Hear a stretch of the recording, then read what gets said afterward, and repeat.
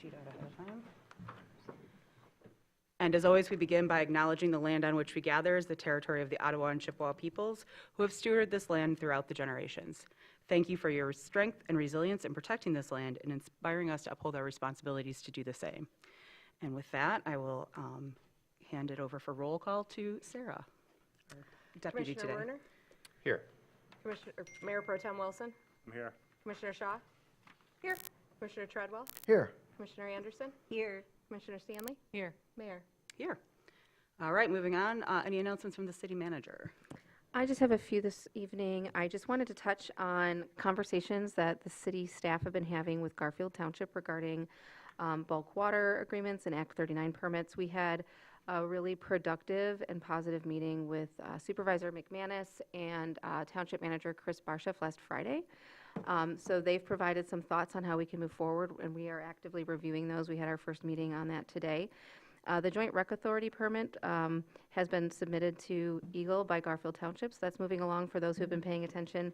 And the 4 pending permits in Garfield have been submitted to Eagle. With Windy Hills Phase 2, I just wanted to note that that should be issued, that permit will be issued Wednesday. And then the other issue I wanted to touch on briefly is that the IT separation with the county is moving along on schedule. I just wanted to thank the staff at the county, the leadership and administration, and the IT department. Everyone's been working really hard to keep it moving and keep it going along on schedule. And we're working on how we phase out the county being our network provider and then moving on to a new one. We've got bids that we're looking at right now. There may be a little gap between, and I'll keep the commission apprised if we have to kind of pivot for a week or two, but we should have everything to the board for approval for a new managed service provider at the April 7th meeting. Fantastic. Thank you for that update. Any announcements from the city clerk, please? Meetings scheduled for this week are the Planning Commission will meet Tuesday, March 4th at 6 p.m. in the chambers. The Joint Recreational Authority will meet Wednesday, March 5th at 7 p.m. in the chambers. The Parks and Recreation Commission will meet Thursday, March 6th at 6:30 in the chambers. And the DDA Finance Committee will meet Friday, March 7th at 9:30 in the committee room. Thank you. And if you could keep it going, Sarah, we'll have you continue with the consent calendar, please. The purpose of the consent calendar is to expedite business by grouping non-controversial items together to be dealt with by one commission motion without discussion. Any member of the commission, staff, or the public may ask that any item on the consent calendar be removed therefrom and placed elsewhere on the agenda for individual consideration by the commission. And such requests will be automatically respected. If an item is not removed from the consent calendar, the action noted in parentheses on the agenda is approved by a single commission action adopting the consent calendar. 1, consideration of approving the minutes of February 18th, 2025 and February 24th, 2025 meetings of the City Commission. Approval recommended. 2, consideration of waiving the competitive bidding process and authorizing the retention of Kevin Schumacher for special legal services associated with oil and gas matters as recommended by the City Attorney and as required by City Charter. And consideration of authorizing the related legal services agreement. Approval recommended. Okay. Does any commissioner want any item pulled from the consent calendar? Go ahead. I have a quick question on number 2. Okay. Do you want it pulled, or is it something that you think could be answered and you wouldn't have to pull it? Let's go ahead and pull Okay, it. no problem. We'll Thank pull you. number 2. Any others? Any member of the public need anything pulled other than consent item number 2, which has already been pulled? Okay, seeing none, bring it back for a motion. I move that the consent calendar be approved as amended. Support. Thank you. All in favor? Aye. Opposed? Motion carries. And so we'll open up with 2. Jackie, you had some questions? Yes, I wondered what the term of the agreement is. Is it a one-year contract renewable annually, or did I just miss that info? No, it's just a retainer agreement and it's ongoing. And the reason for that is because it's very few and far between when we need these services. Commissioner Shaw asked some questions this afternoon, and I dug back in the file. We had retained Mr. Chambers in 2010 was the most recent agreement, but I believe that he was retained before that already because I had found some things in my file that were from him from even before that. But we had 2 invoices in between 2010 and now for his services. The thing about these leases and these this type of law is it's very specialized, and there are very few attorneys that do it. I called a few of them trying to find somebody, and I've been looking for a while, and many of them even had conflicts. So I was very excited to find somebody that could do this work. And so I don't expect that it will even come close to the limit each year. I just need to have somebody kind of on call. So when something does come up, there's a couple things that are kind of coming up down the pike right now with the new property that's going to be acquired next to Brown Bridge and so forth, that I will need to kind of kick to this person. And then we may not hear from them or need to use their services for a number of years even. But it's important to have somebody that we can reach out to when something comes up. Thank you. Tim? Since you were talking about the new acquisition of property, do we as a city own the mineral rights under that property? And does anybody else have rights to those minerals? That is to be determined. I'm working through that right now. So the way that the grant works for acquiring that property is that we have to work through all of the title work and all of those types of issues on the front end, the environmental work, and then we can enter into a purchase agreement. We are not allowed to do that until that front end work of the grant has been done. And so that was one of the things that I spoke with the current property owners council about already, because there was a question about that. And it also plays into the grant. The grant, now I'm reaching in the cobwebs, so forgive me, I might have this backwards, but the grant, I think, either requires the city to acquire the oil and gas rights or not. There's something in the grant about that. So that's something that we're going to have to work through. Do we have more questions or a motion? Go ahead, Jackie. I move that the competitive bidding process be waived and that the city commission approves the retention of Kevin Schumacher of Glosson, Reed, McLean, Campbell, and Schumacher for professional legal services for oil and gas matters as recommended by the city attorney and as required by the city charter at the rate of $450 per hour in a not-to-exceed annual amount of $10,000 with funds available in the city attorney budget. Support. Thank you, Commissioners Anderson and Stanley. Actually, I just had a quick question, not against this, but so because the motion is $450 an hour and then not to exceed 10,000, does that lock them into the duration of the retainer at that rate too? Yeah, if they were going to want to change their rates, we'd have to come back to you for that. Okay, great. And I just say that's kind of an advantage because I think the last time we used it, I think we were being billed at $250 an hour. $250 an hour in And so 2010. Locking in that nice low rate right now might not be terrible either. Any further I comments? thought it was $450. It's not. It was, the previous one before it, because it was in like 2014 or something, was 250. Yeah, okay. So, we might look at this again in 5 to 10 years, someone might, and be really pleased I that we see. got 450 at the time. Any other questions or comments from the commission on this? Any public comment on this? Seeing none, I'll bring it back to the commission. All in favor? Aye. Opposed? Motion passes. We'll move on to old business now with the West Front Street improvements. So, I don't know, Liz, did you want to kick this off? Thank you, Mayor see Shamrock. Yeah, Ann this has here. been before the board multiple times. We had a study session last week. And so I didn't receive any more questions today from commissioners. And so at this point, the staff is just ready for the commission's deliberation and action on whether or not to move forward. And we have any questions? Go ahead, Heather. Yeah, it seems like there's some confusion about the function of the planters and the function of the guardrail. The guardrail is a motor vehicle barrier. It's like a safety barrier. The planters are for traffic calming, right? What is the problem that we're trying to solve here? I think it's speed, isn't it? People are going too fast through there. Safety. But, yes, it's a safety problem, but it's caused by excessive speed, right? What I would say is that this got brought forward, speed, yes, but also the car that went into someone's You know, home. so. at this point, I don't have any trouble with putting Yeah. in the guard. If those houses are very close to the road, I'm not going to argue with the guardrail. But I am going to argue about the planters, because I think that, you're protecting those homes from a car going into their walls, but you're not, by removing the planters, you're taking away a traffic calming device.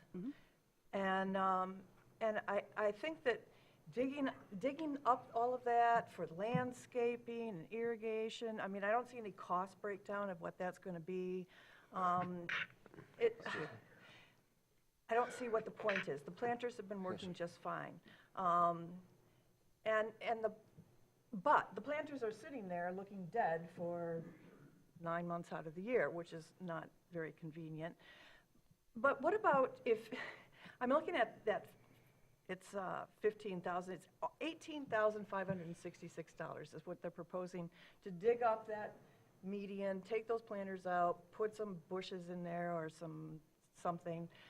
What if we approached the Arts Commission and asked them to put on an RFP for $15,000 to put something permanent in those planters that maybe had solar hooked up to it, so it lit up, and it became, as Commissioner Treadwell mentioned at the last meeting, a welcoming, something welcoming, you know, you are in the city of Traverse City.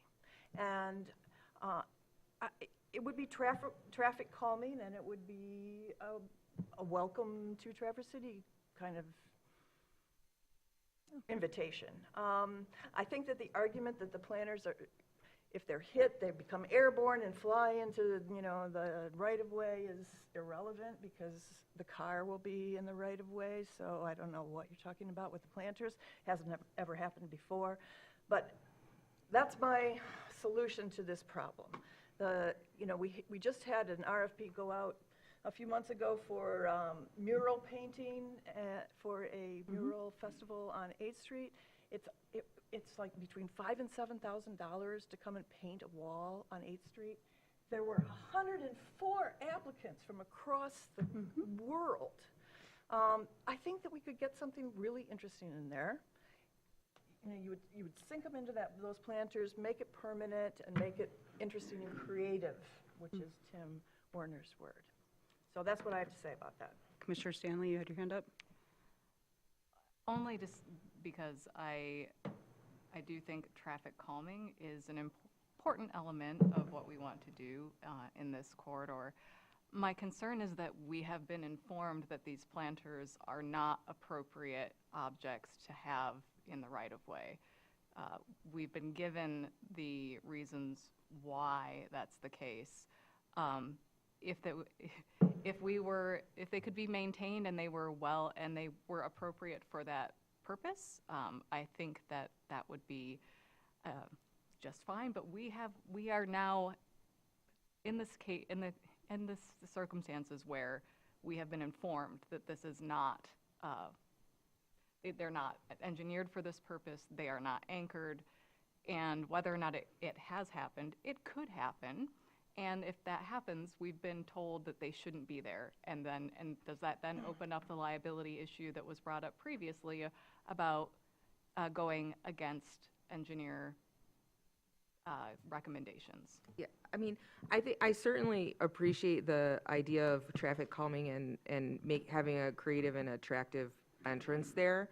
I think if you left it more wide open and maybe not attached to the planters and said, hey, Arts Commission, let's have the Arts Commission work with the engineers and come up with something that is, you know, appropriate for a right-of-way, that I think that's a great idea. I'm just concerned with, you know, the engineers having said, and the carrier having said, it's not, that's not a solution for a right-of-way. So I don't know if that answers your question. It does, thank you. Tim? Yeah, but it is a solution for a right-of-way.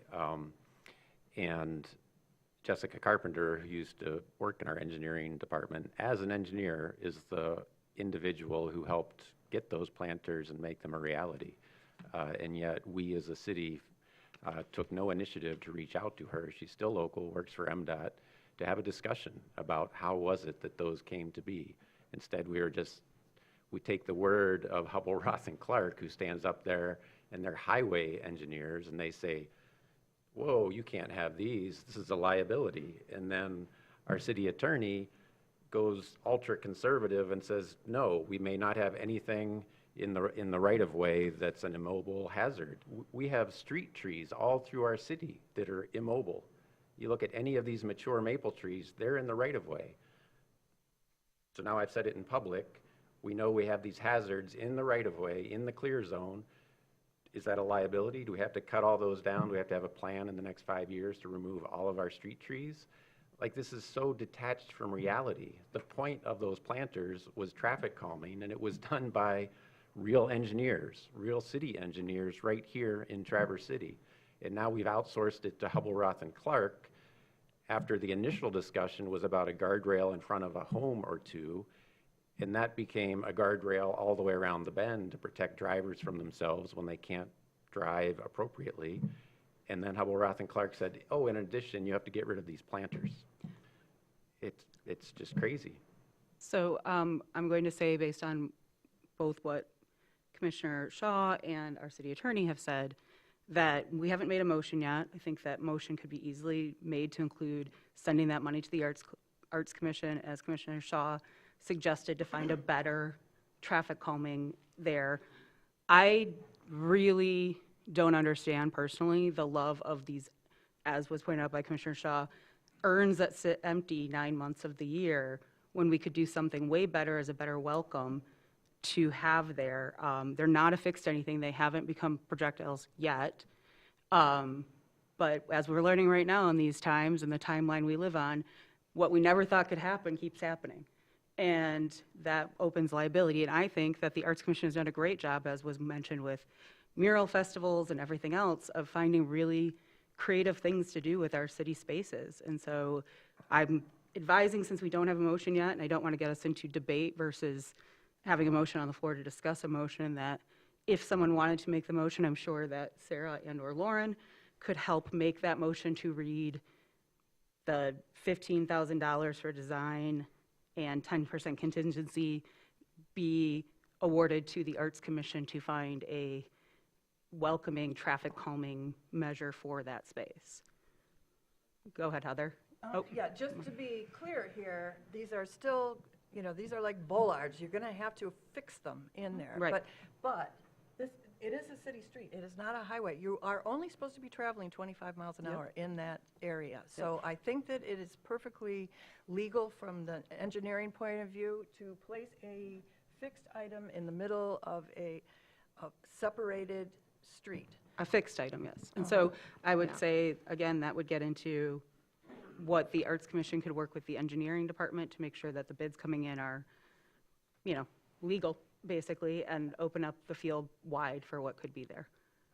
Yeah, my understanding was the problem with the pots was that they're not fixed. They're not fixed. And so, I think that the engineering department can easily come up with some parameters to work with the Arts So we Commission just on. drill some holes in the bottom of the pot and bolt them to the Well, road. I'm not prepared to sit here and engineer. That's way outside my wheelhouse. I can't even do math. So, yeah, I have confidence in the ability of the engineering department to work with the Arts Commission on something like that. Commissioner Stanley? I'm happy to make the motion that the mayor and city clerk be authorized to execute a contract amendment with Hubble, Roth, and Clark, Inc., HRC, an amount not to exceed $22,720.50 for added design and contract management of the West Front Street Safety Improvements Project, and an additional $15,000 to be designated for the Arts Commission to work in collaboration with engineering for design and surveying for a median art installation plan with a 10% contingency of $3,566 for a total in added cost of $39,221, with such amendment subject as to its substance by the city manager and its form by the city attorney, with funds therefore available in the traffic calming grant account, not Support. the Arts Commission budget. Did you know that? That was really good. Most of it.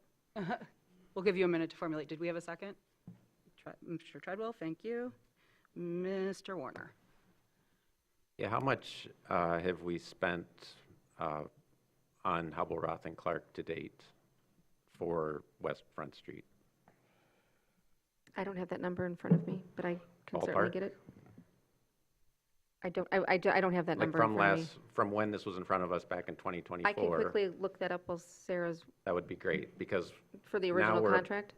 the original one that was contract awarded? that got us till last week. Okay, sure, let me look that up. Because now we're proposing to spend an additional 39,000, and this is just for design still. And then the actual work is estimated at $83,000.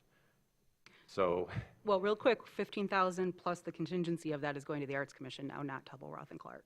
yeah, but it's all for this project. So we're past $120,000. And how is that benefiting the citizens of Traverse City? Like, this isn't just a local thing, but this is a national, like, what are we doing that's benefiting taxpayers, essentially? Not visitors to our city, et cetera. But money's fungible. Like, back to the initial concern about speed and running into people's yards, like, what were the alternatives that were looked at that we could actually do and address that? And spend $100,000 elsewhere in the city on things that people can be thankful for and say, wow, the city actually did that, and I appreciate it. I'm just putting it out there for anybody watching at home. Like, this is a huge waste of money. We'll be approaching $150,000 to do this work. The original agreement from March of this year was a not-to-exceed amount of $14,700, or $14,470.50. I'm not sure how much of that has been paid. I'd have to look into the Okay, system. so we'll be at $135,000 roughly, because a car went off the road and broke through somebody's fence, which, yes, should be addressed, but So hold there's on. a lot of cars that have gone off the city streets at 25 miles per hour. So we're saying it was 14,000 and change, and now it's 39 and change, and that equals 150,000? No, this is all for design. To actually do the work, if you scroll to what was presented last week, that's $82,700. For the work, okay, thank you. I thought you were implying that we paid that much to Hubble, Roth, and Clark directly. Thank you. Go ahead, Jackie. I'd like to continue with the issue of cost effectiveness that Commissioner Werner raised. I too was concerned that the $39,221 didn't even include installation or implementation of this design. I also noted in the materials from last week that the most cost-effective solutions seemed to be not the roadside barrier, but the signage, the pavement markings, and the lighting. And in last week's conversation, I thought I had received assurance from the city engineer that lighting was going to be part of the proposal, but I don't see it here. So at this point, I'm The lighting proposal? that lighting, because of its cost effectiveness in the HRC report, was going to become part of the plan. I'd have to look back at the meeting from last week, but I recall our engineer saying that that was something to consider in the future, but not as a part of this plan. That's what I recall. So I do too. future being this week or future being years from now is the It question. just wasn't a part of this scope. That's. Heather, you had your hand up? Didn't I hear that there have actually been, was it 9? Yeah, but only one left the roadway eastbound the- and went through the into barrier. into one of those yards, into the new homes there. Yeah, I just don't know how to, I mean, it's happened I don't know how to get away from that barrier. Since it's happened once, it could happen again. Bollards, It's granite really blocks, hard to get there are away all from sorts that of, barrier. like NACTO, we could go with NACTO instead of a highway association's recommendations. That was covered last week, though, and the recommendation for this was so that you weren't hitting a hard thing like a bollard, and, That would throw the car back out into the street. well, that would crash the car versus redirecting it. And the art installation, I'm hoping will include light. I want the RFP to include Definitely good. light. I know, it's a lot of money, but with that many accidents in that tiny little area of street, I feel like we gotta do something. And if I lived in a house on that curve, I'm not feeling safe. No, I'm not opposed to something that protects the yards in those homes. And that's what the whole discussion back in 2024 started as. But then with Hubble, Roth, and Clark and their highway engineers, they looked at it and said, oh, you need a guardrail all the way up around the bend here to protect drivers from themselves. I don't agree. Like speed limit 25, let's actually do real traffic calming that, so the design is for 25 miles per hour. Right now, it's designed for much faster. But this got brought up last week too, that the design is this width of the street is part of it. And what is being proposed here is to deal with the width of the street we have. To redesign the street and rebuild the street would be way more than what we're talking about spending right now. It doesn't, if you look through NACTO papers and reports, it doesn't require digging up and redoing a street. There are all sorts of creative ways to effectively and physically narrow what exists. Do we have any further questions or comments on this? Commissioner Heather, I really appreciate your ideas already that you're on the Arts Commission representing us if this does go through to aid in this, becoming a good piece there. So thank you for your ideas already.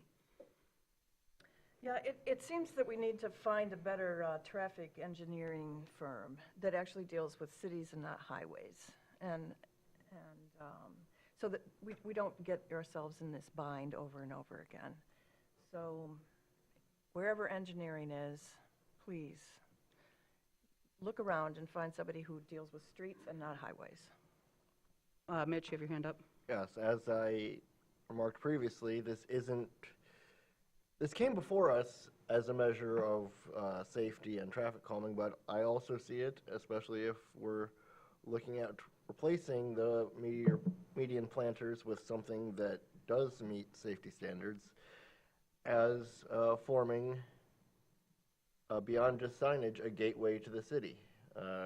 If you're coming around that curve, there isn't a change from you come from a rural area and now there's a house every 50 feet.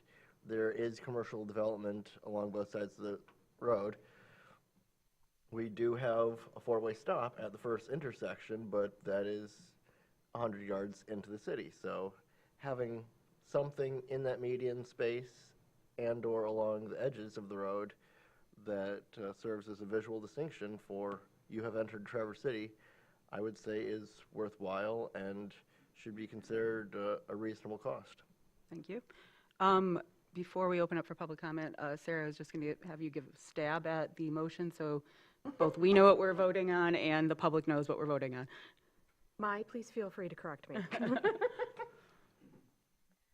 Okay, that the mayor and city clerk be authorized to execute a contract amendment with Hubble, Roth, and Clark, Inc., HRC, in an amount not to exceed $22,720.50 for added design contract management of the West Front Street Safety Improvement Project, and an additional $15,000 to be designated for Arts Commission for art design of the traffic calming design and surveying for median landscaping plan with 10% contingency of $3,566 for a total in added cost of $39,221 with such amendment subject to its substance by the city manager and its form by city attorney with funds therefore available in the traffic calming grant account.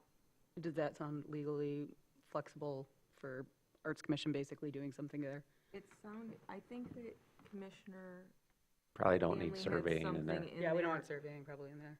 about, I can get rid of that. had something about Arts Commission in conjunction. collaboration with the Engineering, yeah. engineering department or something like that. Good memory. For for, I think, an art installation. Yeah, I think that. Okay, yeah. Of the traffic calming.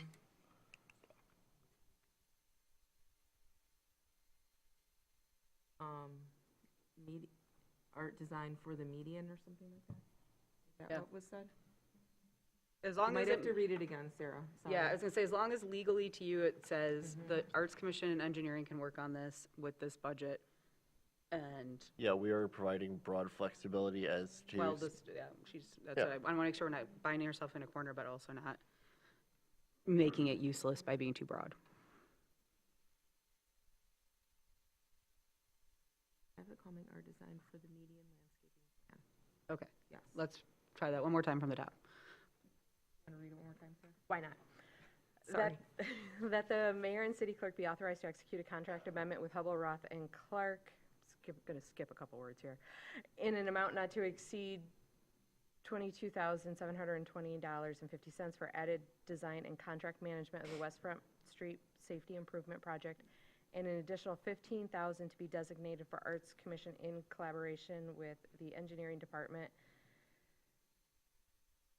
for the traffic calming art design for the median landscaping plan, with a 10% contingency of $3,566 for a total in added costs of $39,221,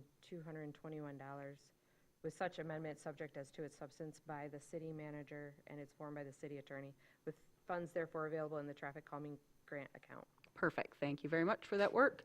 And with that, I will open it up to any public comment. Feel free to approach the podium. And Sarah, do you want to do the rules?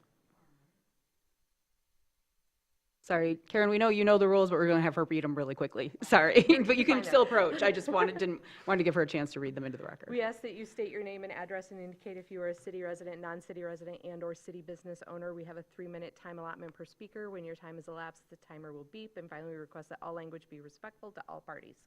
Perfect. Thank you. Karen Nielsen, 1223 Randolph Street, city resident. I live not more than 2 blocks from that area you're talking about, and I hear what you're talking about, but I think you're missing an awful lot about that particular piece of ground. And that is, what you've got is this big curve, and you've got all these people pouring down from the hills at large speeds, not 25, not anywhere near it. And they have a bend where it's blind, where they go around and then they see that stop sign. So doing traffic calming, and I don't care what you put up, they need to have signs back around the bend so they can be braking before they get to that bend and then fly into the house or fly into each other or whatever the heck they're going to do. That house that nearly got hit does need some kind of a guardrail or barrier, because the way the houses were built, the setbacks that our zoning allowed, ideally those houses should have been back an extra 10 or 20 feet, because that house is in danger of being crashed into. So the city, as a minimum, should do something to protect that house. But any other things with, I'm sorry, planters, artwork, signs, no. It's useless to put it that close to that intersection. You need to go back around the bend, probably signs, I don't know what you need, but you got to work further back, because it's too late by the time they get to that bend. So in my opinion, it'd be largely a waste of money. The planters that are there now, all that kind of stuff, you got to slow people down back further. Thank you, And Karen. they do come piling through there very fast. And they go right through the intersection often. Their enforcement might help. Thank you, Karen. Okay, thank you. Any other comment on this item? Justin Reed, 630 Coyote Drive, apartment 1B, city resident. So I did look at the study that we had last time with this, and it's add diagrams of the variable speed limit signs that would be put upon the curve right there, coming from the hill down. Because right now there is no signage that kind of indicates that, hey, there's a stop sign up ahead. And also, as you guys were talking about the speed limit. Now, I did see on 7, upon the pieces of paper, if upon investigation, the State Transportation Department or County Road Commission, the Department of State Police find the interest of public safety, they may order township, city, or village officials to erect and maintain, take down, or regulate speed limit signs, signals, or devices as directed. So pretty much, it's saying that the city does not have the control over the speed limit. The Michigan State Police and the state transportation department can come to the city and say, this is what we have. This is what our final recommendation is. You have to follow it, or your municipality can go ahead and argue from the 85th percentile to the 5th percentile, but it has to demonstrate that the 50 percentile is safer going down the road. So that's what this new provision is with the state law. But yeah, there's no indication in here that says the city has the ultimate control on the speed limits. That goes for the fact that people usually complain about the speed limits, but the city can argue with it.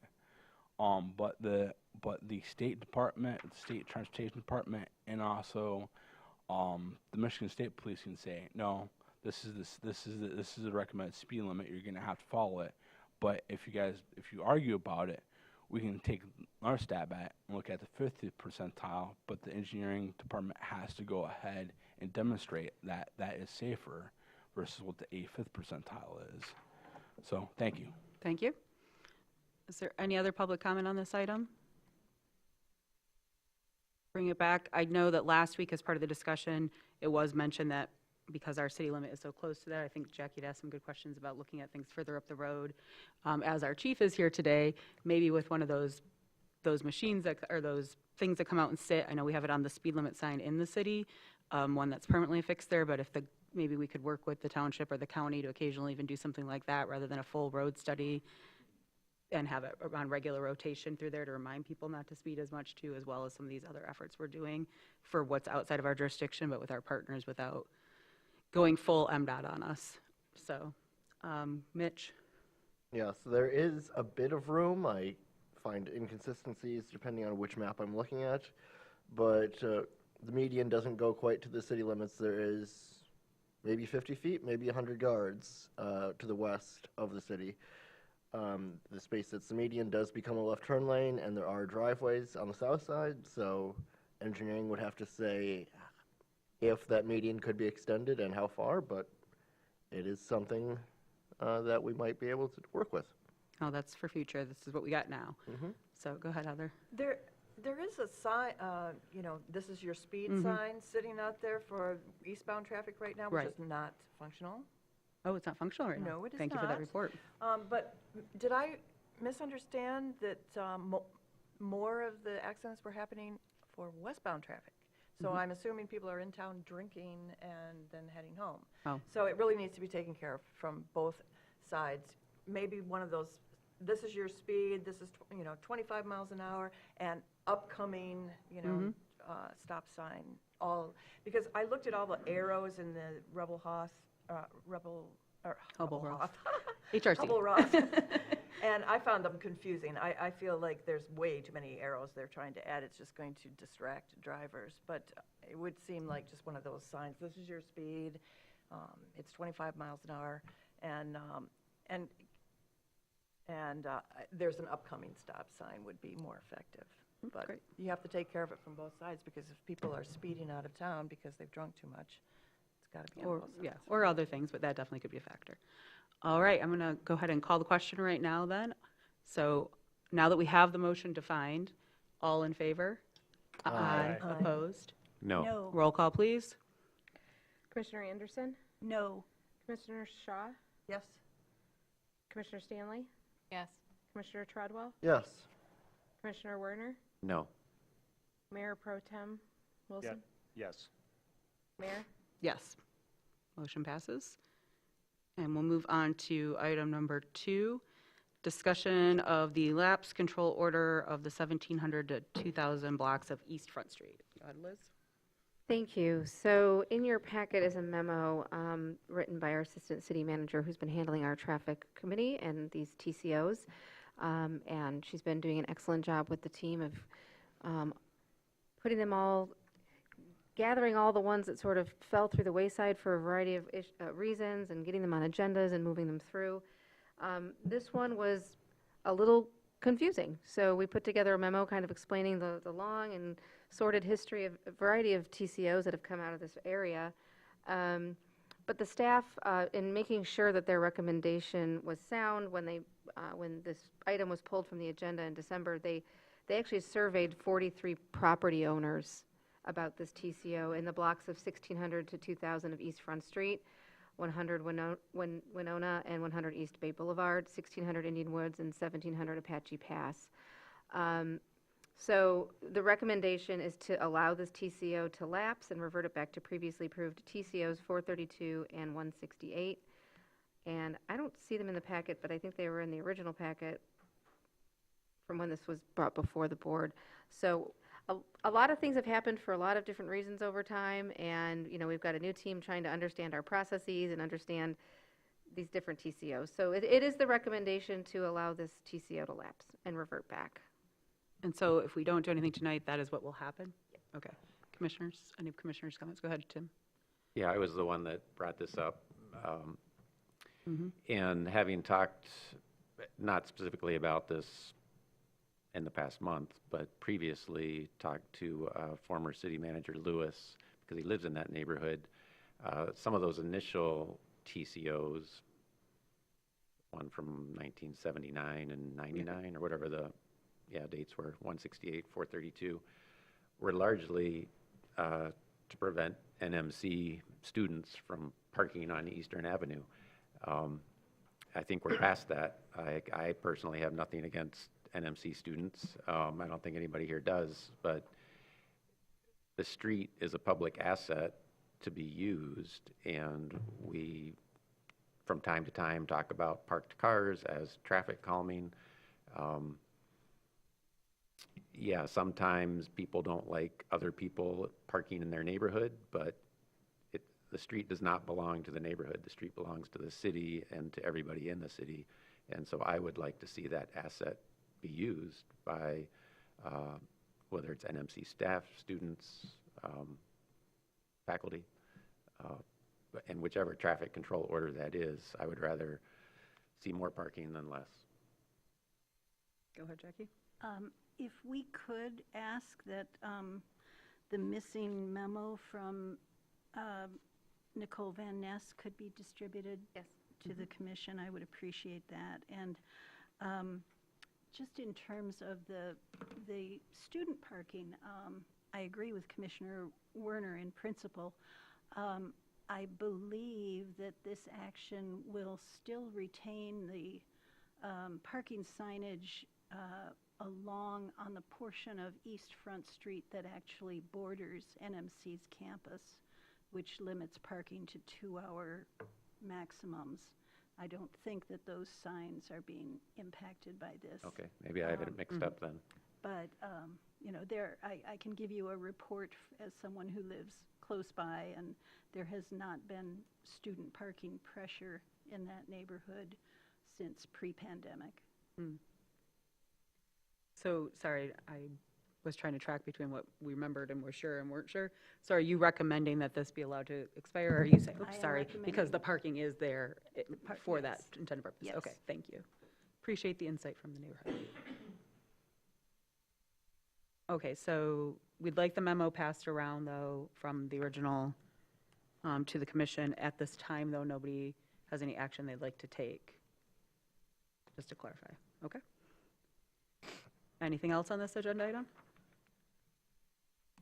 Seeing none, and there was no motion with this, so there's nothing to open up. We'll move on to item number 3, which is an update of the wastewater treatment plant's UV upgrade and improvement.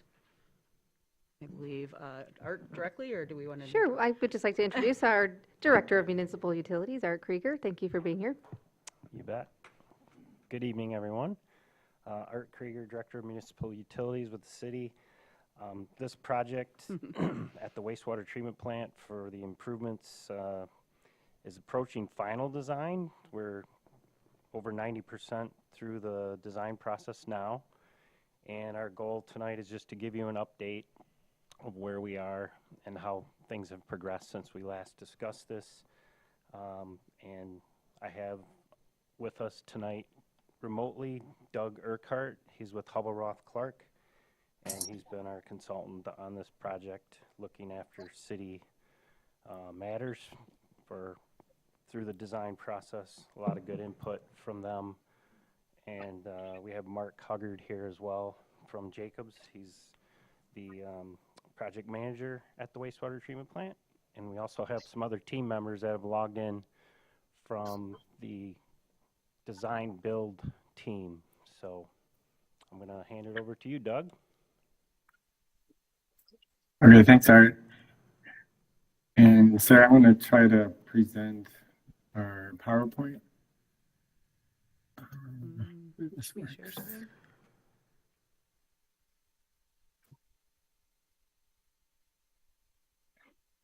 We can see the PowerPoint. You can see the PowerPoint, great. Yes, I wanted to thank you for the opportunity to present the status of the primary treatment and UV improvements project. As I indicated, we wanted to use this opportunity to update the City Commission and City on the status and schedule of the progressive design build progress. As you recall, in June last year, we presented the alternative analysis report and then the decisions made from that process. And so just to refresh everybody, the progressive design build preliminary stage is pretty much the design stage, which is the development of the design plans as well as the guaranteed maximum price. And so the design build team consists of CCC and Fleece and Vandenbrink, F&B, and other members of the team within the city, Jacobs, and HRC, who's acting as the owner's rep. And so just as a reminder, the project goals are to replace the aging primary treatment, address deficiencies with UV, that's part of the ECO administrative consent order, as well as increase reliability of the treatment processes, improve hydraulics and process efficiencies. In terms of the areas covered, I'm going to go to the next slide just to go over the site plan. So the project scope includes the improvements to the pre-treatment processes that handle the wastewater before it's treated in the membrane bioreactors, MBRs. And so that includes preliminary screening, replacement of the preliminary screening, which is the core screening for removal of larger materials, grit removal, which separates sand, sediment, other higher density particles from the waste stream, primary treatment or primary settling tanks. These are processes to remove suspended solids and divert those to the anaerobic digesters. And these are the 8 horizontal tanks or rectangular tanks constructed in 1932 and 57. They're original to, the 4 center ones are original to the plant. And then after that, the water is pumped, primary effluent pumping to the MBR process, and where biological treatment and separation of solids for the creation of a very high quality permeate. And then the last component is UV disinfection, which is used to provide disinfection of the permeate before discharge to the Boardman River. This is one of the isometric drawings prepared by the design build team of the headworks screening and grit process. It's going to be basically one building with redundant core screens, redundant grit removal processes, and the stack tray grit system. It's one of the highest efficient technologies on the market, and it's going to provide much more robust removal of grit and improve the maintenance of the plant.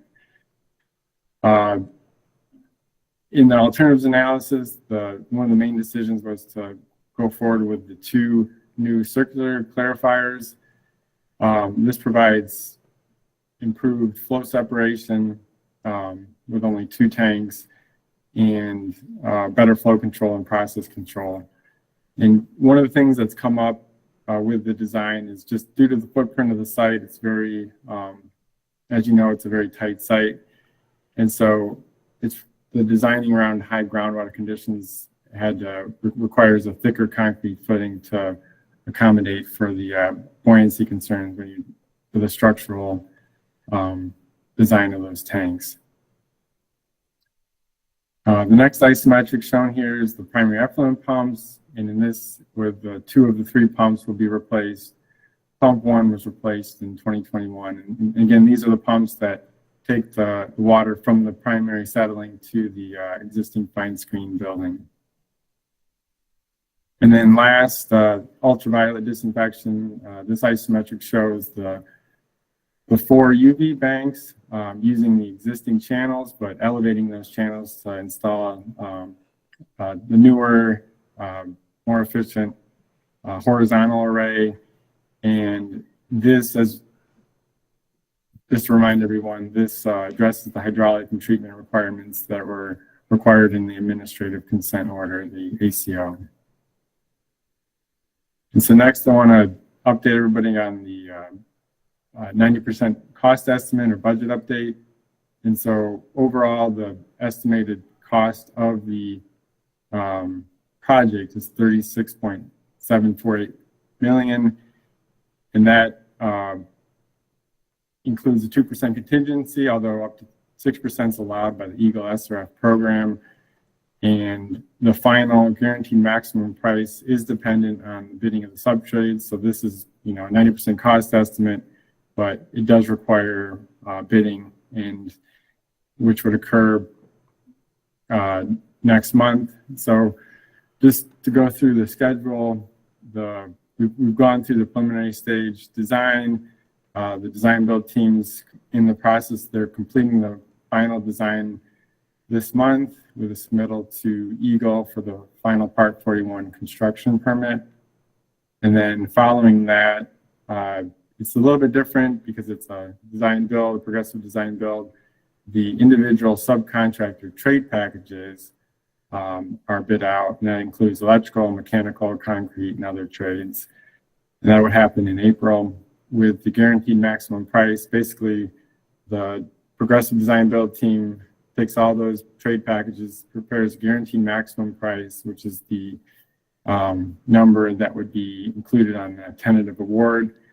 And as part of the CWSRF program, the next step would be for the commission to prepare a resolution of tentative award for that guaranteed maximum price. And that's tentatively scheduled for May 2025, May 19th, 2025.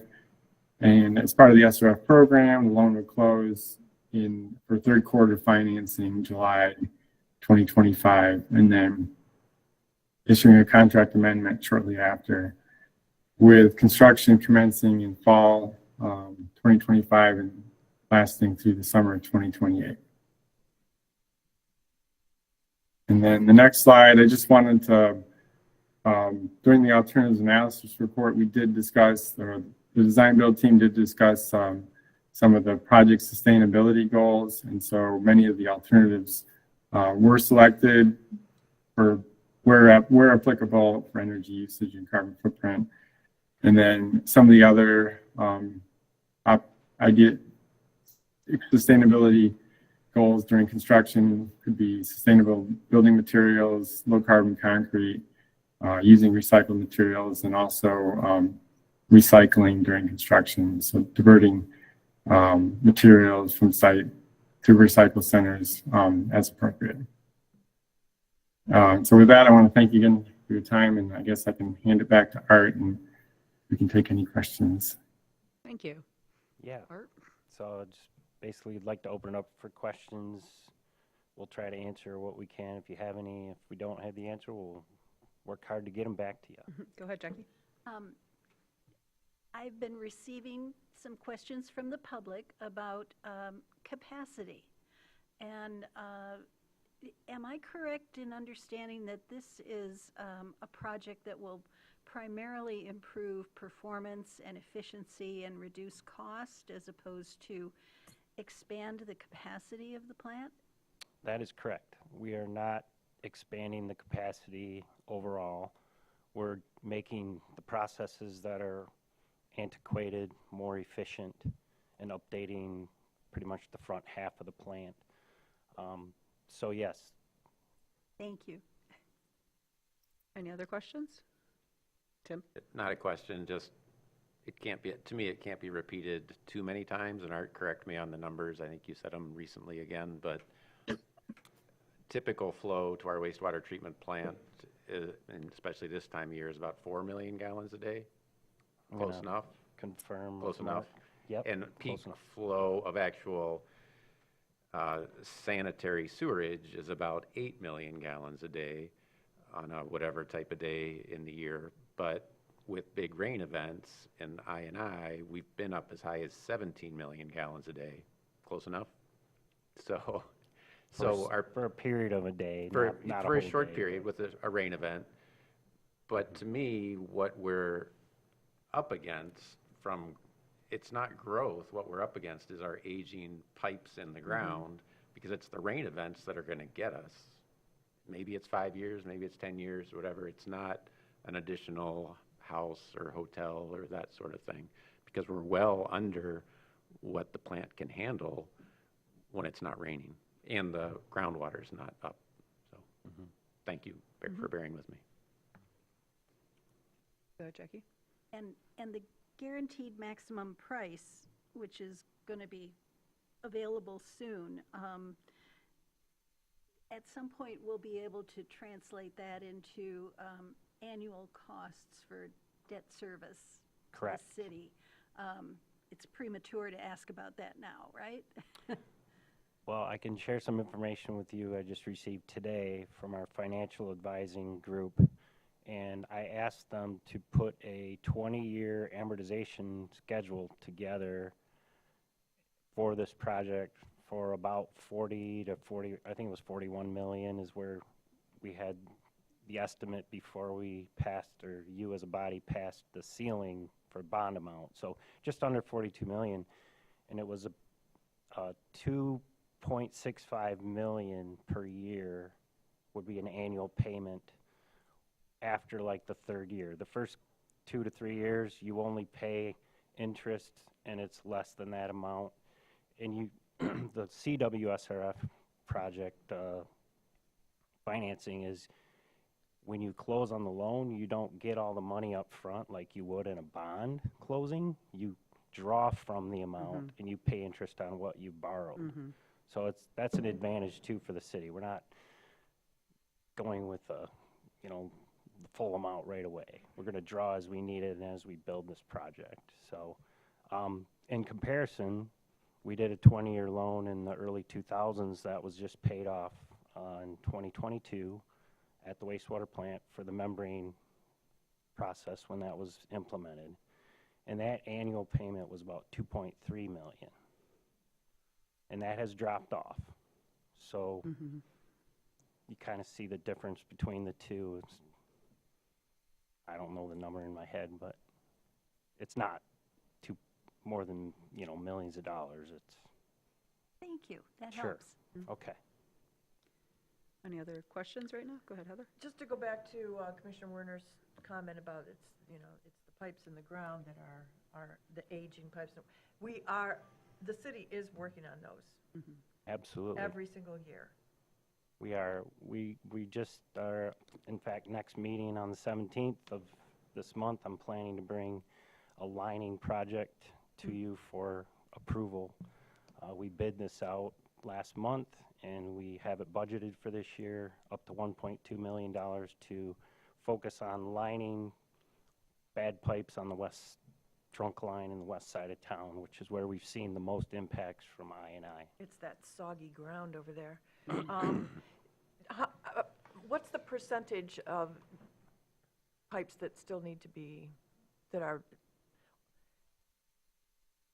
in peril of leak? I mean, we don't want, what happened in Detroit last month was Yeah, that was a water truly main. awful. That was Yeah, awful.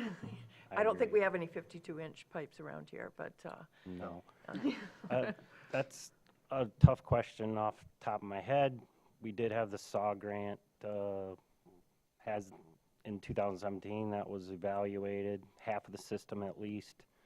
There's some good information in that report that I don't have memorized, but we have a fair share of clay pipe from, Still around. before the 1950s out do you there. work on a percentage, like you try and get a percentage done every year, or it's just, how does that This work? is one of the first, well, this is probably the second lining project of sanitary that I've worked on. The first one was down on Front Street from the Parkway into the lift station, Front Street lift station right across from Bubba's.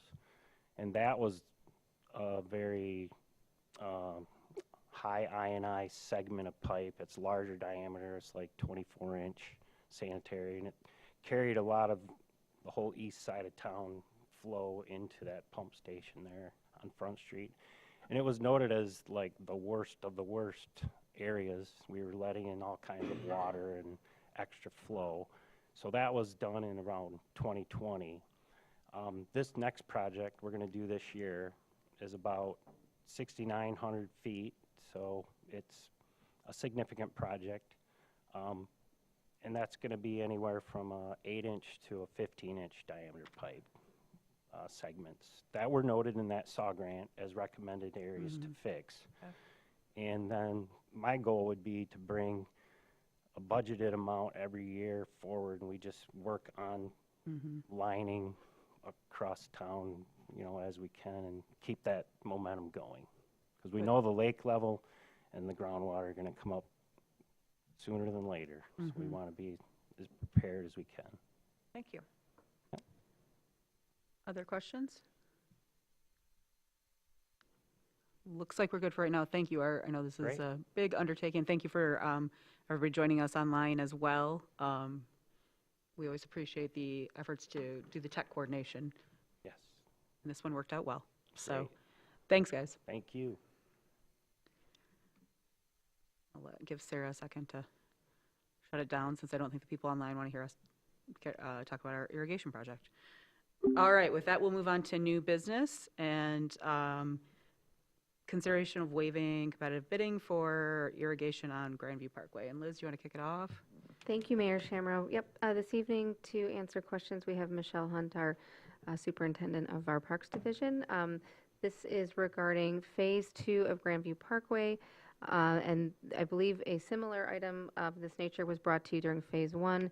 This would be to waive the bid waiver request and to contract with Elmer's, Team Elmer's, who's already on site, to do the irrigation at around the same time as the construction is taking place.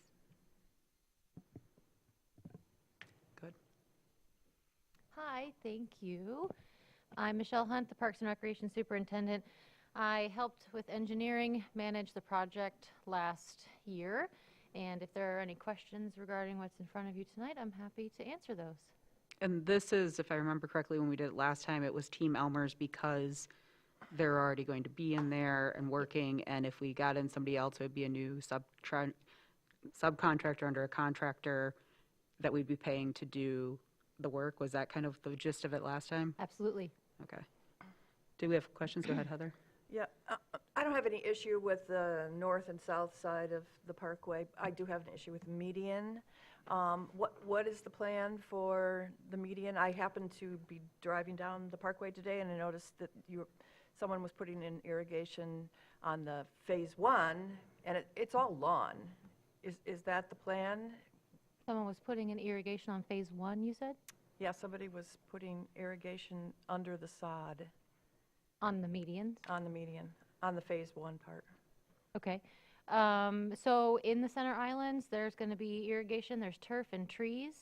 And I do not believe, but I'd have to look at the landscaping plans, if any of the landscaping plans include, like how in front of the Hotel Indigo, instead of it being turf, it's all going to be individual native plants. So it's just a little different. There's not going to be trees. There's going to be the native plants. So I'd have to look to refresh my memory if any of the medians are going to be consistent with that, or if they are turf and trees. But from what I know that there are other sections of this plan that include not just turf, but also plants, and that's on the north side of the parkway. Right, not in the median. Correct. Yeah, I'm just, irrigation is the #1 source of water use in the United States, #1. And in places like LA and Phoenix, they're running out of water, and it's not because people take long showers or flush their toilets too often. It's because of agricultural irrigation. And I know we have a lot of water around here, and so it's like, what's the big deal? But in fact, we are in a moderate drought here in Traverse City, and just to the west of us along the shore, they are in a severe drought. I know, it sounds crazy, but it's true.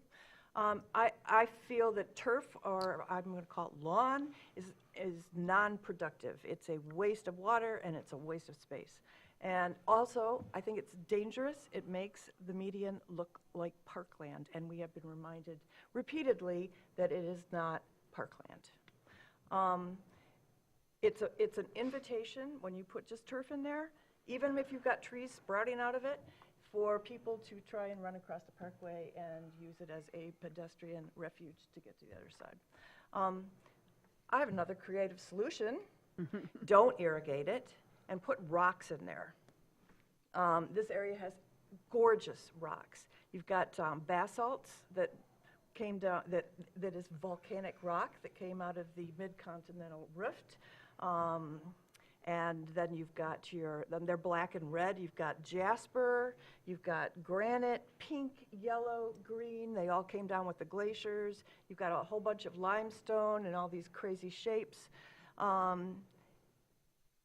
Since this is a Parks and Recs CIP, this was on your CIP request. Possibly you could use a couple of boulders on the north and south side of the parkway, put some signages and talk about how these rocks got down here all the way from up northern Canada. It would be a unique solution to our unique location, and it would discourage people from trying to cross the median running across the parkway, because running on cobbles is really uncomfortable. Small to large cobbles are like 10 to 5 inches, and small boulders, they call them boulders, but they're only about 20 inches. People won't be as tempted to cross the median because it looks like parkland. It would also be relatively maintenance-free. That, you know, I have a rock garden and I still get weeds in my rock garden, but it's nothing like a regular garden. And it's certainly less expensive than mowing it all the time. So I have no problem with supporting all the irrigation to the north and the south, but I do not support irrigation in the median. Tim? Yes, slightly different approach. I agree with what was said and like the creative ideas, but $400,000 for irrigation, I don't know what portion of that is for the medians, but myself and two others, commissioners, sit on the Brown Bridge Trust Fund ad hoc, which is tasked with bringing back potential ballot language for this November, asking the electorate to spend Brown Bridge Trust Fund dollars on parks. And that dollar amount might be 1.3 million over 5 years. And it doesn't sit well with me to be asking the electorate for 1.3 million over 5 years to spend on our parks. If we're going to approve $400,000 to irrigate turf lawn and median on a highway, like it just doesn't seem fiscally responsible to spend this much money to irrigate turf lawn to look at that's along a highway. I can't support that. I can support, as was said, irrigation in the actual parkland, used as parkland, even if it's not officially parkland on the north and south sides of the highway, but certainly not on the median. Okay, we've been getting into a lot of discussion without a motion, so I'm going to say that leaving up to the commission, that we've got a motion in the packet. We've had some people say they support it except in the median. So if somebody wants to make a motion either as is or altered, we would accept that right now to continue this conversation, or that's the conversation. But there's money involved, so how do you? Well, I think we would ask, are you interested in doing an alternate motion? Is that the question? Then what's in the packet, I mean, not. Okay, so you would like one that said, basically, we would like to waive the competitive bidding process, and execute a contract with Team Elmer's for the north and south sides of the project. Lauren, I would ask you / staff what that cobbled portional of the 39802 might be, or would we be comfortable with a motion that was still that number, but limiting it to the north and the south only, so that then it could come under budget? Or Jackie's not in favor of that, but I also don't know what we would do. I believe Michelle wanted to add something at an appropriate time. Thank you. I wanted to provide clarification that the landscaping plan is something that is MDOT and Elmer's contract. It's not a city contract. So how we worked with Phase 1 for the parkway is MDOT designed the parkway, as we know, and then they also designed the landscaping plan, and Elmer's executed that through their contract with MDOT.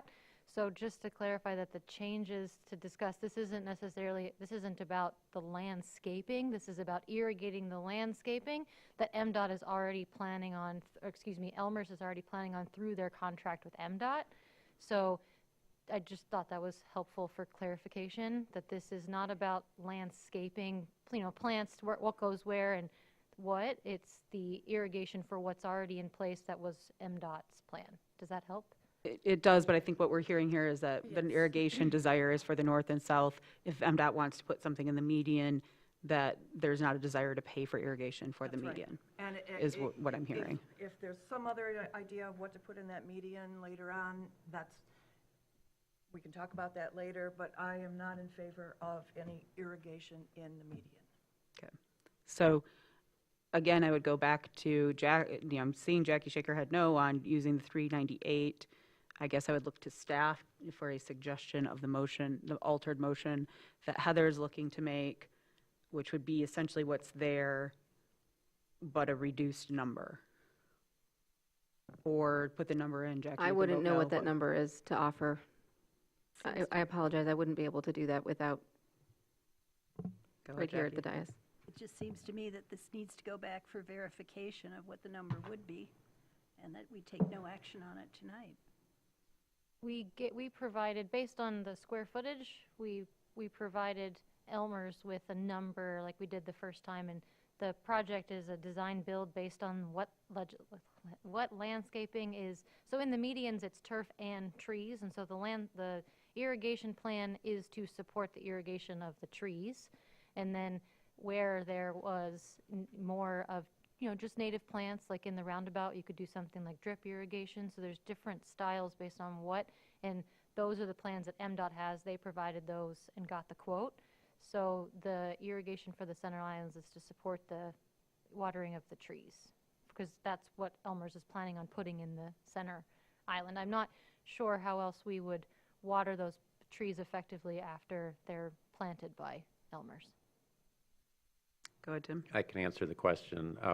So we have a 12-foot wide median because MDOT refuses to make it 6 feet wide, and it's 12 feet wide so that we can pull motor vehicles, service trucks up onto it. So with a service truck pulled up onto it, tree watering bags could be attached to any trees. But even there, do we really want trees if they're just decorative and they're not actually going to be significant shade trees? So there's no way I'm supporting irrigation in the medians, no matter what MDOT thinks they're going to plant there. So what I'm hearing from 3 commissioners is they would like this brought back with at least some numbers that would support north and south, but no median irrigation. Go ahead, Liz. That's an option, Mayor Shamro, but the timeliness may then impact the desire of the commission to move forward with the north and the south and not the center. So I'm not sure if there would be a way to write a motion such that we move forward, there's no desire for there to be irrigation in the center, and that maybe we ask MDOT to provide a change order to Elmer's to reflect that. But I would caution bringing this back. I don't think we'd get it back in time. In order to go through those different agencies, to go through MDOT, to go through Elmer's, to then come back. I think a change order, if it were approved, like as a part of this motion, would be easier to achieve, or more timely to achieve, than to bring it back Okay. altered Go ahead, Commissioner Stanley. So I want to clarify something with Commissioner Hunt, and then I have a question. So MDOT is planning, Elmer's, through their contract with MDOT, is planning to plant some kind of vegetation in the median, which in some locations would include trees, correct? Yes. So if we're saying we are not approving any irrigation in the median, those trees currently would still get planted, and it would be up to the city to figure out some other way. Commissioner Warner noted we could pull up a service truck and have Parks and Rec staff do the tree watering bags.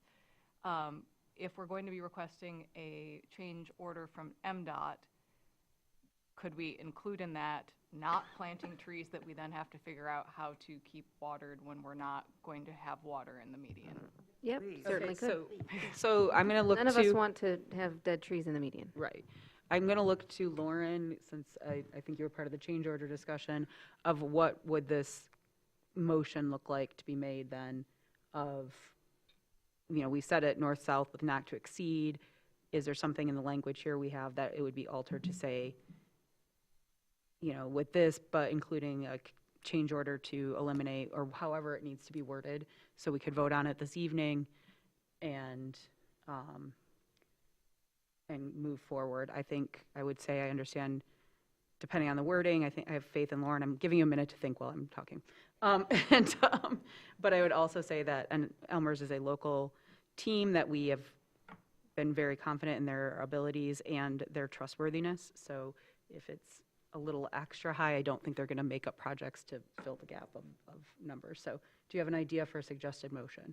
I would just add in there to make clear that the city is approving only irrigation on the north and south sides, and then to authorize the signatories to execute any necessary documents to allow for that change to happen within the contract documents. So the motion would be the competitive bidding process move that the competitive bidding process be waived and that the mayor and city clerk be authorized to execute a contract with Team Elmer's in an amount not to exceed $398,002, which includes a 10% contingency for the installation of irrigation lines on the north and south side of Grandview of Grandview Parkway only for the new and existing landscaping along the city's right-of-way on the 2025 Grandview Parkway Project Phase 2 with funds from the Capital Projects Fund. And what was the necessary document? And that the mayor and city clerk be authorized to execute any necessary documents to change the scope items to exclude the median from the project. Okay. And did somebody want to make that motion? I'll make that motion. Thank you. I'll second it. Thank you, Commissioner Stanley and Shaw. Did you get that, Sarah? We're gonna give her a minute. Okay. Any further comments, Tim? If Art was still here, he could probably do a quick back of the envelope for us, but just as a ballpark, I would look at the number of sprinkler heads, which are shown on the map, and the proportion taken out, and you could do something similar with, spacing as far as pipes, but the sprinkler heads are going to be a major cost as far as manual installation and the actual cost per head. So to me, it'll be a significant reduction in cost because potentially half of the sprinkler heads are being eliminated. That's great. Great. Heather, did you have your hand up too? Nope. Oh, sorry. Go ahead, Jackie. I don't know if this is the right time, but perhaps a friendly amendment that would say the amount would not exceed, based on Commissioner Warner's back of the envelope calculations, not to exceed $200,000.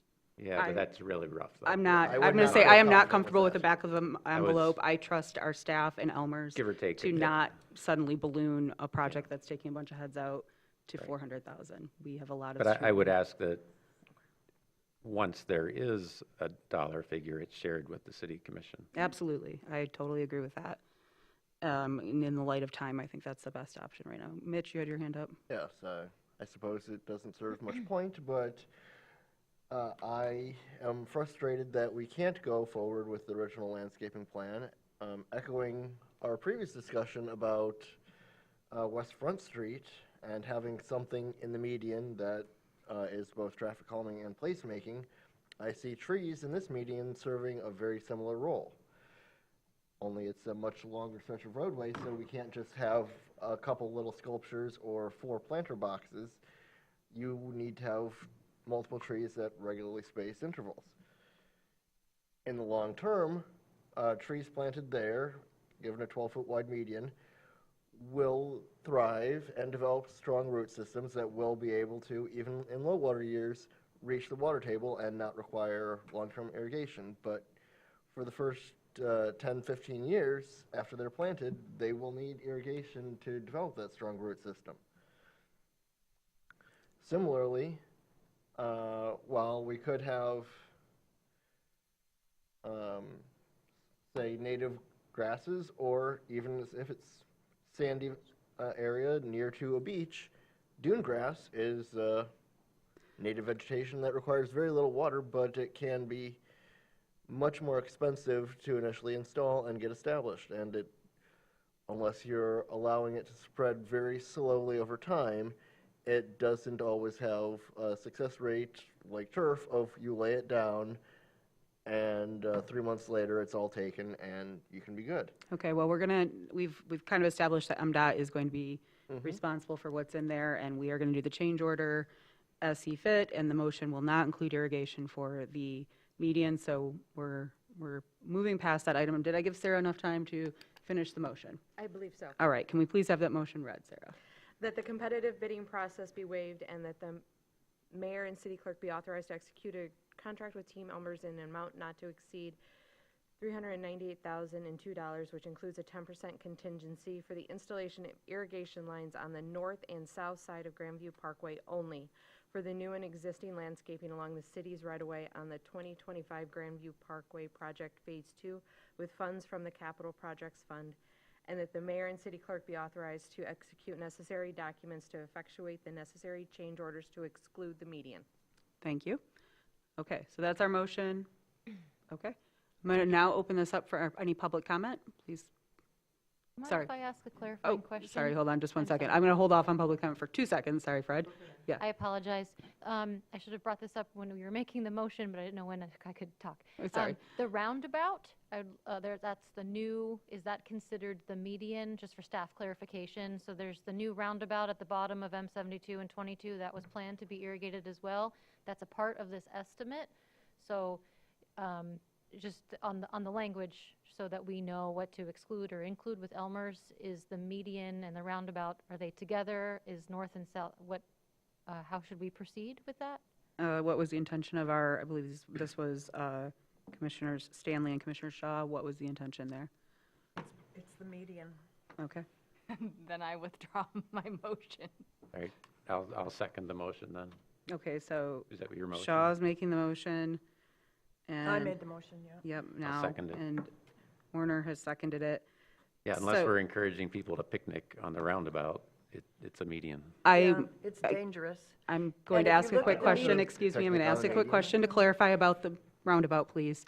I know at points we had talked about with MDOT that they were going to work potentially with the tribe or others of doing a more, something that was more visual from above for honoring that being kind of the gateway. Do we know what that plan was before we automatically say no? Was it floral? Was it mostly, where are they at with that design essentially? It's quite nice, actually. So there's going to be 4 trees in the roundabout, as well as some juniper and grasses, not turf, but other grasses and all native vegetation. So there's river birch, spruce, and some crabapple trees. And the idea was that the roundabout was going to have, I don't know if this is the right engineering terminology, but like a retaining wall of sorts. So it's going to be nice, a visual, what am I trying to say, height element to it. So there'll be different layers of vegetation, and then there's nice trees in the middle. So it will look different than, some other roundabouts in town, where some of those are just pretty ordinary, basic vegetation. This one, the intent was to have it be more visually appealing. Okay. And who designed this? MDOT. Okay. Its staff had input also. I'll support the roundabout with its landscaping. Okay, so should I go back, because I'm assuming then Tim doesn't, so should I go, would that be Stanley? Okay. So we're back to Stanley and Shaw making the motion. It includes the roundabout, not the other median pieces. Now we're all clear, I think. Does that clarify everything else for Thank you? you. Yep, Yes, nope, I thank you. appreciate you asking, thank you. All right, now we will begin public comment. Thank you for your patience, Okay, Fred. Fred Bimber, 1223 Randolph Street, city resident. One important function of the city commission is fiscal oversight, and to proceed on this basis is completely backwards. You've got a contract proposed waiving competitive bidding where somebody says for $400,000, I'm going to install irrigation, north side, south side, median, and roundabout. Now you're saying we're taking out a big part of this work, but the price is still not to exceed $400,000. That's crazy.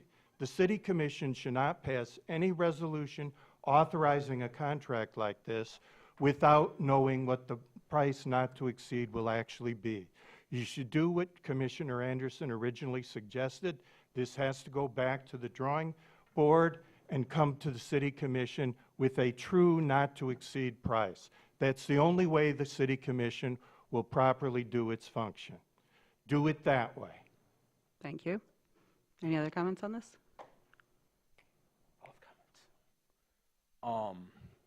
So just to let you know is that this has been gone out for bid. So they're supposed to start in April. So any kind of little gaps or any kind of little, trying to go back to the city commission, might not have the time for that because it's been designed.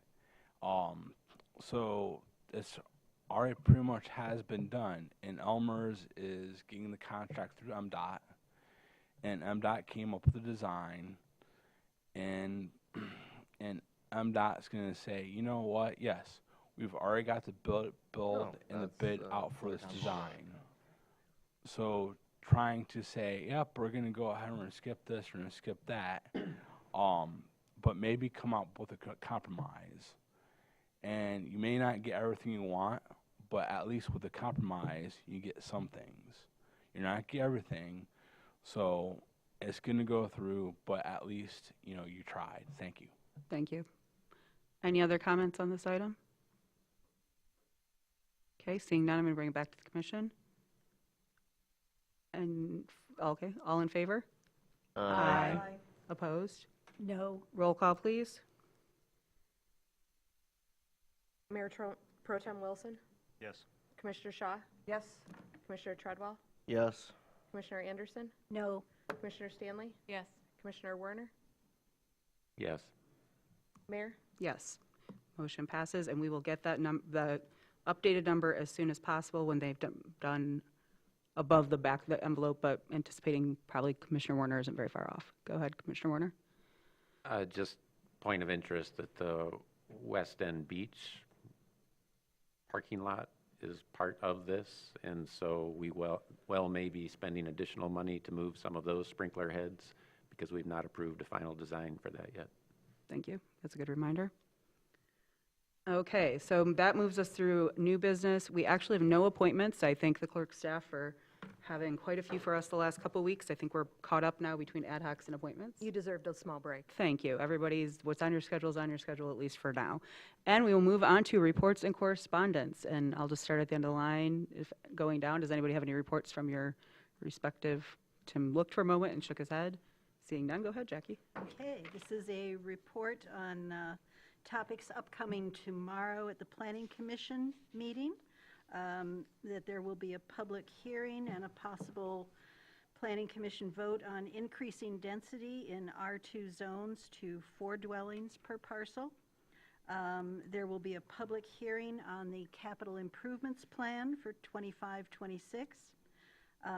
The 2024 planning annual report is going to be, has made available within the packet, and there may or may not be commentary on that. One of the important things to note, I think, in terms of a top line, is that there were, during 2024, 373 new dwelling units permitted and 542 short-term rental licenses issued. Katie Bertodato, you may recognize as a former DDA board member and who is now a board member of the Michigan Short-Term Rental Association, will be presenting to the Planning Commission on the topic of short-term rentals.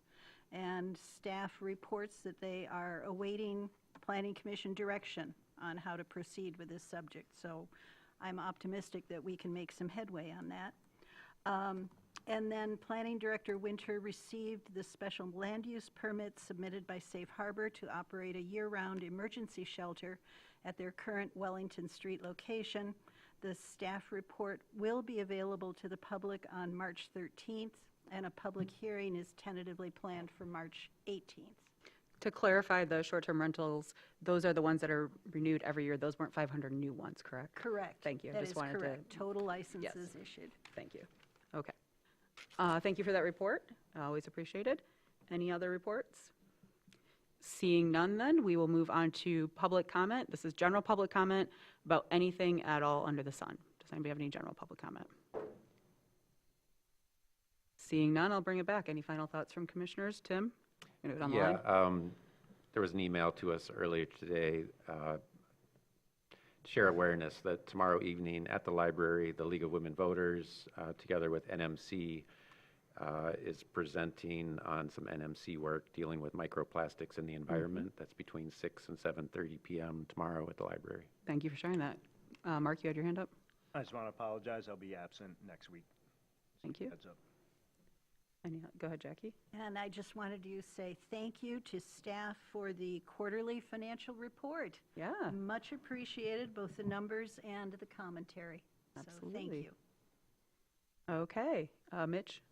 And I'll just like to express some solidarity with our neighbors to the north. The soon-to-go into effect tariffs will have severe implications for trade for the state of Michigan as a whole and Ontario specifically. And while it might not directly impact Traverse City, it will definitely impact other communities like Sault Ste. Marie, Port Huron, and Detroit. And it will impact our agriculture here, too. Any other comments? Seeing none, I will adjourn the meeting. Slava Ukraini!